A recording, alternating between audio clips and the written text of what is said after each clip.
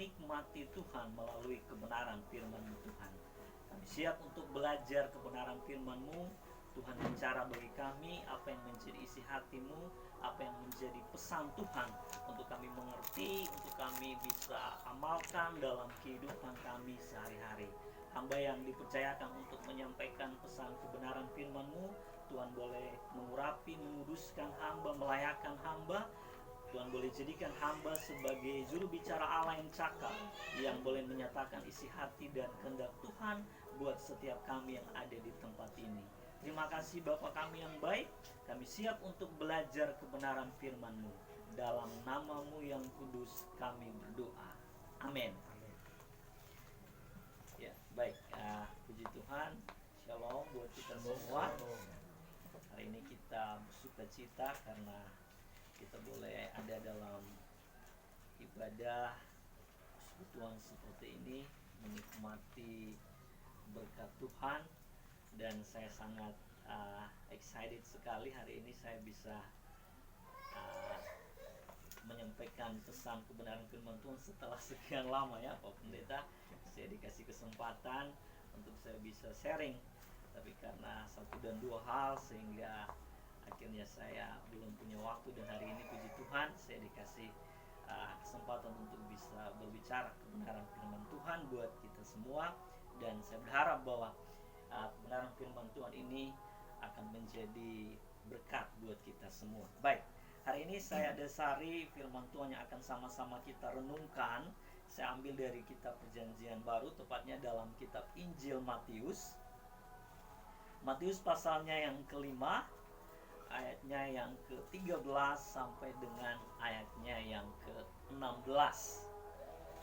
Matius pasalnya yang kelima, ayatnya yang ke-13 sampai dengan ayatnya yang ke-16. Kita akan membacakan secara bergantian. Ini cuma ada 4 ayat, jadi mungkin ayatnya yang pertama akan dibacakan oleh kaum Hawa, kemudian ayatnya yang kedua dibacakan oleh kaum Adam, ayatnya yang ke-14, dan kita akan sama-sama bertemu di ayatnya yang terakhir, ayatnya yang ke-16. Kita bacakan lebih dahulu perikopnya, kemudian kaum Hawa boleh bacakan ayatnya yang ke-13. Hitungan yang ketiga kita baca sama-sama. Garam dunia, 2, 3. Garam dunia dan terang dunia. Kamu adalah garam dunia. Jika garam itu menjadi tawar, dengan apakah ia diasinkan? Tidak ada lagi gunanya selain dibuang dan diinjak orang.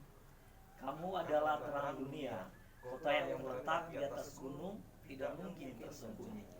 Lagi pula orang tidak menyalakan pelita lalu meletakkannya di bawah gantang, melainkan di atas kaki dian sehingga menerangi semua orang yang diam di dalam rumah. Sama-sama kita bacakan. Demikianlah hendaknya terangmu bercahaya di depan orang, supaya mereka melihat perbuatanmu yang baik dan memuliakan Bapamu yang di surga. Baik, itulah kebenaran firman Tuhan yang hadir buat kita pada pagi hari ini. Dan Alkitab mengajarkan kepada kita bahwa yang berbahagia ialah mereka yang bukan hanya sekedar mau mendengarkan kebenaran firman Tuhan, tapi lebih daripada itu mereka yang mau memelihara dalam kehidupannya sehari-hari. Teks bacaan kita pada pagi hari ini, saya pikir ini merupakan bacaan yang sudah sangat familiar buat kita semua ya. Bicara tentang garam dan terang dunia, saya pikir ini merupakan salah satu tema yang sangat klasik yang kita semua tentunya sudah sering mendengarkan, bahkan kita sudah sering mempelajari konteks dari ayat ini. Dan hari ini mungkin ada beberapa hal penting yang saya mau bagikan buat kita semua terkait dengan bacaan kita pada pagi hari ini. Lembaga Alkitab Indonesia memberikan sebuah tema buat kita pada pagi hari ini adalah garam dan terang dunia. Bicara tentang garam, saya pikir garam ini merupakan salah satu benda yang sering kita temui di mana saja. Kalau kita pergi ke kita bertamu ke rumah orang, pasti di rumah itu ada yang namanya garam. Garam ini sudah menjadi salah satu kebutuhan pokok, sudah menjadi salah satu kebutuhan mendasar yang dimiliki oleh kita sebagai umat manusia. Siapapun kalau bicara tentang garam, yang pasti mereka ketika ditanya apa ada garam di rumah, pasti mereka akan mengatakan yang pasti ada garam. Dan saya pikir garam ini juga merupakan salah satu benda yang cukup dekat dengan kaum ibu. Karena garam ini kan seringkali kita temui adanya di dapur ya. Biasanya kalau Kak Ira biasanya kalau mau masak-masak pasti akan selalu bertemu dengan yang namanya benda yang satu ini ya. Sudah sangat akrab sekali. Mau Briana juga biasa kalau mau masak pastinya akan bertemu dengan namanya garam. Jadi garam ini merupakan salah satu yang mau dibilang benda yang sudah sangat dekat dan bahkan sudah menyatu dengan kehidupan kita sebagai manusia. Bahkan lebih khususnya buat kaum-kaum ibu, tentunya garam ini bukan menjadi satu benda yang asing buat kita. Nah, tahukah saudara bahwa ternyata kata garam itu diambil dari kata bahasa Inggrisnya itu kata salary. Ya, kata salary itu artinya gaji, ya. Gaji. Jadi garam itu biasa diterjemahkan kalau dalam bahasa Inggris itu gaji, yang mana kalau bicara tentang awal mulanya ya, kalau kita belajar tentang arti dari kata ini, ketika saya coba lihat gaji itu adalah sesuatu yang saya pikir paling disenangi atau dinanti-nantikan oleh setiap kita ya. Pak Yules kalau ketika sudah tanggal-tanggal muda itu paling merindukan yang namanya terima gaji ya. Kita kalau yang namanya juga PNS atau yang lain sebagainya pasti kita merindukan yang namanya gaji. Gaji itu menjadi satu kebutuhan yang mau dibilang wah kita butuh yang namanya gaji. Dan ternyata ketika saya coba melihat bahwa kata salary ini yang artinya gaji itu berasal dari kata Latin yang artinya salarium, yang berarti ransum garam, Jadi pada abad yang ke-10 sebelum Kristus, orang-orang Keltik di Eropa itu menggunakan garam sebagai salah satu alat tukar menukar, atau kita kenal dengan istilah barter. Jadi pada zaman dahulu, pada abad ke-10 sebelum Kristus, garam ini menjadi salah satu media, sebagai salah satu alat, sebagai salah satu instrumen yang digunakan untuk sebagai satu bentuk transaksi atau sebagai satu alat tukar menukar atau barter. Orang biasa menggunakan yang namanya garam.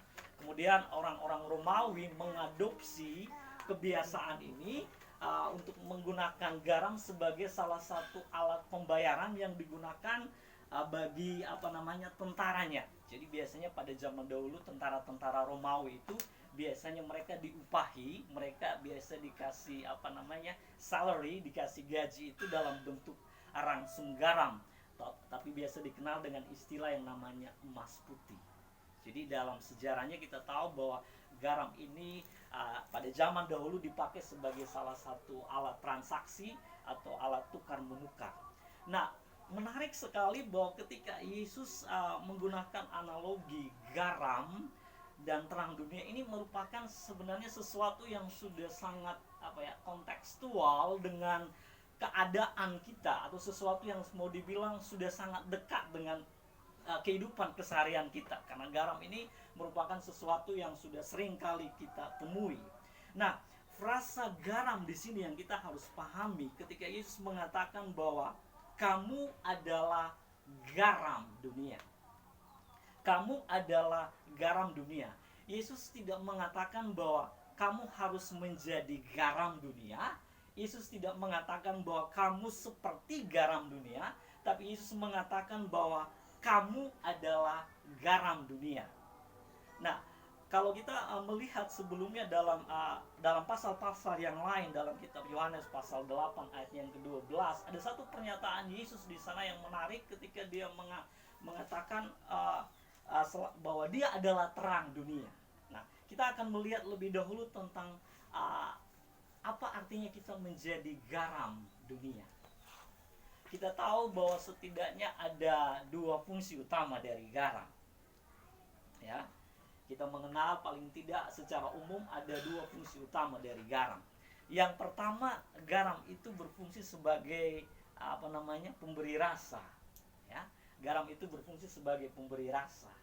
Kemudian fungsi lain daripada garam itu berfungsi pada zaman dahulu itu sebagai bahan pengawet.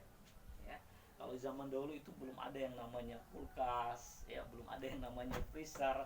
Maka orang zaman dahulu biasanya kalau mengawetkan makanan itu mereka menggunakan yang namanya garam.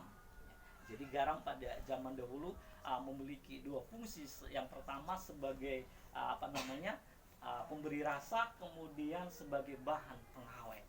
Nah, ketika Yesus mengatakan bahwa kamu adalah garam dunia, frasa garam di sini ini menunjukkan bukan hanya peran kita, tapi ini lebih menunjukkan kepada identitas kita. Kata garam di sini merujuk sebenarnya kepada identitas kita. Ketika Yesus mengatakan you are the salt, kamu adalah garam, sebenarnya Yesus mau bilang itu adalah identitas kita. Sebagai orang percaya, sebagai anak Tuhan, sebagai orang Kristen kita perlu tahu tentang identitas kita sebenarnya seperti apa. Dan di sini ayat ini mengatakan secara gamblang, secara eksplisit bahwa kamu adalah garam dunia. Identitas kita adalah sebagai garam.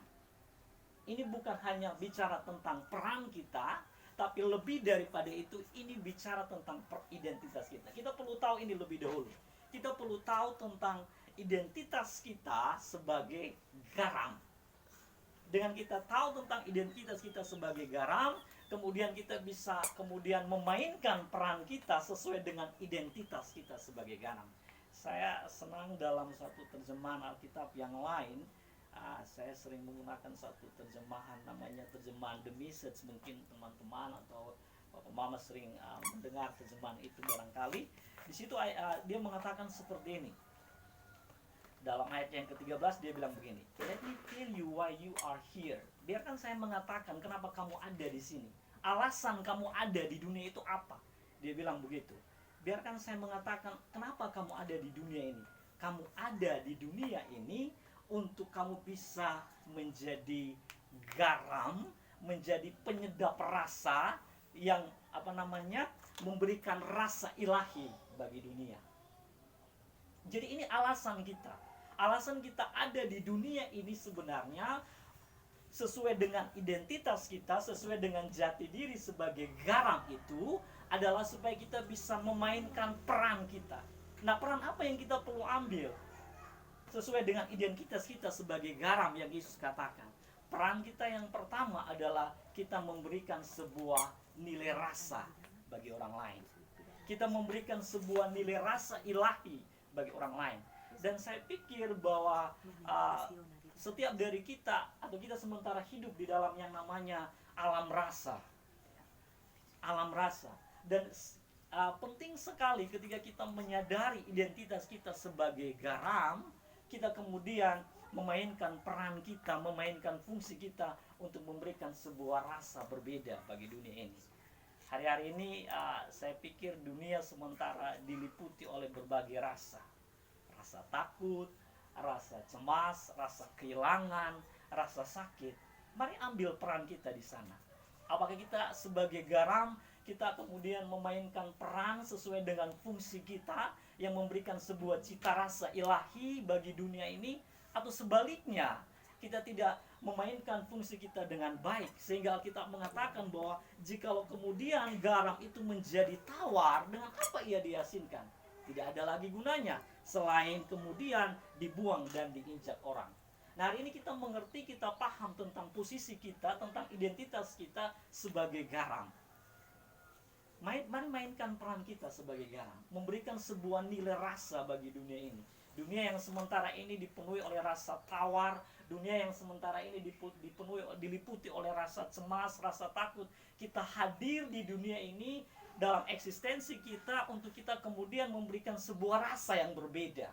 Kita kemudian bisa memberikan sebuah rasa di mana orang merasa, wah, saya senang sekali ketika saya ada dengan Kak Yules karena ada sebuah rasa berbeda yang dia coba tawarkan kepada kehidupan saya. Ada sebuah rasa baru, ada sebuah rasa ilahi yang kemudian orang lain bisa nikmati melalui kehidupan kita. Ini hal yang pertama tentang apa artinya kita menjadi garam. Kita mengetahui peran kita, kemudian dari peran itu kita bisa memainkan dengan baik. dengan kita bisa memberikan sebuah nilai rasa bagi dunia ini. Begitu. Nah, menariknya bahwa ketika garam itu menjadi tawar, kita bilang bahwa dia tidak berguna lagi, dan kemudian yang dilakukan, dia akan dibuang dan diinjak orang. Saya percaya bahwa setiap dari kita tentunya tidak ingin yang namanya diinjak atau harga diri kita ini tidak dianggap. Saya percaya bahwa setiap dari kita tentunya ingin dihormati, setiap dari kita ingin dihargai, tidak ingin agar kehidupan kita diinjak-injak orang. Nah, Alkitab bilang begini, kalau kehidupan kita tidak berfungsi sebagai garam, kehidupan kita tidak menunjukkan identitas jati diri kita sebagai garam yang memberikan sebuah nilai rasa, bahkan yang bisa mencegah kebusukan atau kejahatan itu terjadi atau merajalela, maka Alkitab bilang kita tidak ada gunanya. Hidup kita akan menjadi sia-sia, hidup kita akan menjadi tidak berarti kalau kita tidak memainkan peran kita dengan baik. Saya senang ada satu ungkapan mengatakan begini, bahwa yang penting itu bukan berapa lama kita hidup, tapi bagaimana kita hidup. Yang penting bukan berapa lama kita hidup, tapi bagaimana kita hidup. Kita hidup menjadi garam, atau kehidupan kita menjadi tidak berarti, kehidupan kita tidak menjadi berguna karena kita tidak memainkan atau mengambil peran kita dengan baik sebagai garam itu sendiri. Ini poin yang pertama tentang arti kita menjadi garam. Garam selalu memberikan sebuah nilai rasa, garam selalu mencegah kebusukan itu terjadi. Jangan sampai keberadaan kita, eksistensi kita di dunia ini, dalam komunitas kita, entah itu di lingkungan kerja kita atau dalam lingkungan keluarga kita, kita membiarkan kejahatan itu kemudian berkembang, kejahatan itu kemudian menjamur, kejahatan itu kemudian merajalela. Apa fungsinya kita? Apa perannya kita kalau misalnya hal-hal itu kemudian berkembang dengan begitu hebatnya, padahal kita ada di sana untuk kita mencegah kebusukan itu terjadi sesuai dengan fungsi kita sebagai garam. Menarik juga di sini untuk diperhatikan bahwa ketika Yesus mengatakan kamu adalah garam dunia, saya senang karena Yesus tidak mengatakan bahwa kamu adalah garam gereja. Yesus tidak mengatakan bahwa kamu adalah garam keluarga. Yesus tidak mengatakan bahwa kamu adalah suatu garam komunitas tertentu, tidak. Tapi Yesus mengatakan bahwa kamu adalah garam dunia. Artinya eksistensi kita di dunia ini adalah untuk kita bisa memainkan peran bagi banyak orang, memberikan sebuah nilai rasa buat banyak orang. Tidak hanya dinikmati oleh komunitas tertentu, tidak hanya dinikmati oleh gereja tertentu, tapi keberadaan kita, kehadiran kita sebagai garam itu bisa dinikmati oleh begitu banyak orang. Karena Alkitab mengatakan bahwa kamu adalah garam dunia. Kamu bukan garam gereja Metodis Injili Gracia, tidak. Tapi kamu adalah garam dunia. Artinya Tuhan mau bahwa kehidupan kita kemudian bukan menjadi orang yang eksklusif, yang menutup diri, tapi kita menjadi orang yang bisa berbaur dengan orang lain dan bisa memberikan sebuah nilai rasa buat kehidupan mereka. Nilai rasa ilahi yang kemudian mereka bisa nikmati. Biar ini menjadi salah satu refleksi buat kita. Kita melihat kehidupan kita. Sudahkah kita memainkan peran kita sesuai dengan jati diri kita, sesuai dengan identitas kita yang adalah garam itu, dengan memberikan sebuah nilai rasa yang baik buat orang lain? Karena saya pikir bahwa dunia tidak hanya melihat tentang siapa kita, tapi dunia juga melihat tentang apa yang kita buat.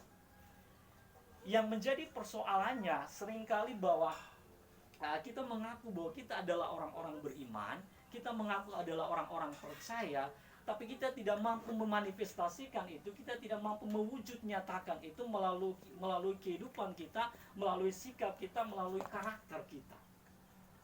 Nah, ini menjadi suatu hal yang sangat berbahaya dalam kehidupan kita. Sehingga kita mengatakan bahwa kamu adalah garam dunia, dan itu harus dinyatakan, diwujud nyatakan sesuai dengan fungsi daripada garam itu sendiri, sebagai nilai rasa dan sebagai pengawet yang mencegah kebusukan itu terjadi. Yang kedua, dalam ayatnya yang ke-14 dikatakan bahwa kamu adalah terang dunia. Kamu adalah terang dunia. Dalam kitab Yohanes pasal 8 ayat yang ke-12, Yesus pernah mengatakan bahwa aku adalah terang dunia. Aku adalah terang dunia. Lalu kemudian Yesus mengatakan ini kepada kita, dia katakan bahwa kamu adalah terang dunia. Apa artinya menjadi terang dunia? Menjadi terang dunia artinya bahwa kita kemudian bisa memberikan sebuah warna. Kalau garam tadi kita bisa memberikan sebuah nilai rasa, maka menjadi terang dunia artinya kita bisa memberikan sebuah warna, sebuah corak bagi dunia ini. Warna apa yang kita berikan? Warna apa yang kita bagikan kepada dunia ini? Tentunya warna ilahi. Warna ini yang kita tunjukkan bagi dunia, sesuai dengan identitas kita sebagai garam, sebagai terang itu sendiri. Mari kita kemudian berefleksi dalam kehidupan kita. Apa kita sudah benar-benar menjadi terang yang memberikan sebuah warna berbeda, atau kita punya warna yang sama dengan dunia ini?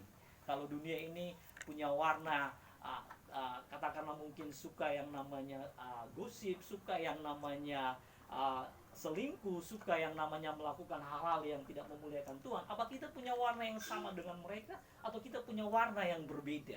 Mari tunjukkan warna kita sesuai dengan identitas kita sebagai terang itu sendiri. Karena kita mengatakan kamu adalah terang itu sendiri. Bahkan di sini dikatakan bahwa terang itu tidak mungkin tersembunyi. Jadi terang itu dia akan selalu terlihat. Terang itu akan selalu nampak. Terang itu sesuatu yang bersifat otentik. Terang itu sesuatu yang pasti akan dilihat oleh banyak orang. Demikian juga dalam kehidupan kita. Ketika kita menjadi terang, maka terang itu akan terlihat oleh orang-orang di sekitar kita, oleh orang-orang lain, bahkan oleh dunia ini. Karena kita mengatakan bahwa kamu adalah terang dunia. Mari kita kemudian berefleksi melihat kehidupan kita. Apakah kita sudah memainkan peran kita berdasarkan atau sesuai dengan identitas kita sebagai terang itu sendiri? Ada role play yang kita mainkan, ada peran yang kita mainkan, yang kemudian kita menjadi role model buat orang lain, kita menjadi contoh yang baik melalui perilaku kita, melalui kehidupan kita, sehingga dalam ayatnya yang ke-16 Alkitab mengatakan pada akhirnya orang akan melihat perbuatan baik yang kita lakukan dan memuliakan Bapamu di surga. Ini dua hal penting yang kita pelajari pada pagi hari ini, tentang arti kita menjadi garam bagi dunia ini dan kita menjadi terang bagi dunia ini. Biar melalui kehidupan kita, melalui peran yang kita ambil sebagai garam dan terang itu, Tuhan dipermuliakan. Bukan Tuhan dipermalukan melalui perilaku kita, melalui attitude kita, melalui sikap kita, yang kemudian orang melihat, katanya anak Tuhan kok kehidupannya seperti itu, katanya anak Tuhan kok nih kelakuannya masih minus seperti itu. Nah, kita belajar hari ini biar sebagai jemaat di tempat ini kita sama-sama bertumbuh di dalam pengajaran yang benar tentunya, dan kita juga bisa tidak hanya sekedar memiliki kebenaran itu, tapi kita bisa mengamalkan itu dalam kehidupan kita. Kita bisa mengimplementasikan, kita bisa menerapkan itu dalam kehidupan kita, menunjukkan kelas kita, menunjukkan nilai kita, menunjukkan kualitas kita, menunjukkan identitas dan jati diri kita melalui kehidupan dan perilaku, sehingga pada akhirnya orang berkata bahwa melalui kehidupan kita orang bisa mengenal Tuhan, melalui kehidupan kita orang bisa dipermuliakan, bukan Tuhan bisa dipermuliakan, bukan dipermalukan melalui kehidupan kita.